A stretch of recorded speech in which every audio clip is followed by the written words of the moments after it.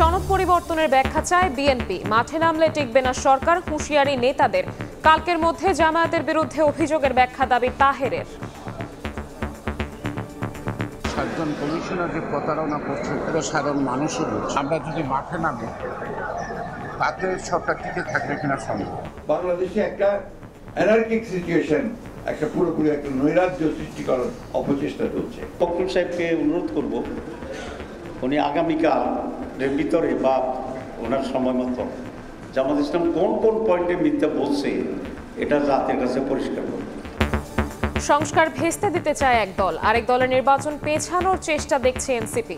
শাপলাকলি প্রতীক নিয়ে ভোটে লড়াইয়ের ঘোষণা। একদল সংস্কারকে ভেস্তে দিচ্ছে, আরেক দল নির্বাচনকে পেছানোর চেষ্টা করছে। গণভোট ইলেকশনের দিন হতে পারে, ইলেকশনের আগেও হতে পারে। শাপলা এবং কলি অন্তর্ভুক্তি করেছে, আমরা শাপলা কলি নিব।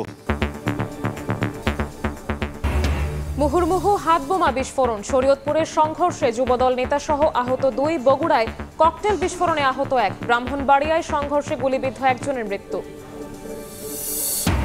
জুলাই হত্যা মামলায় আওয়ামী লীগ নেতা হানিফ ও জাসদের ইনুর বিচার শুরু। পলাতক 4 জনের বিরুদ্ধে পরোয়ানা। আন্দোলনে কুষ্টিয়ায় হত্যা ও উস্কানির অভিযোগ। দুর্নীতির প্রমাণ পেলে ভারতের আদানি গ্রুপের সঙ্গে বিদ্যুৎ চুক্তি বাতিলের ইঙ্গিত। দুদকের মাধ্যমে ব্যবস্থার ঘোষণা উপদেষ্টার, জড়িতদের আইনের আওতায় আনার দাবি। এবার বিশ্ব ইজতেমা ফেব্রুয়ারি নির্বাচনের পর। রোজা শেষ হলে আলাদাভাবে আয়োজন করবে তাবলিগের 2 পক্ষ, জানালেন ধর্ম উপদেষ্টা। নিরাপত্তা ঝুঁকি এড়াতেই সিদ্ধান্ত।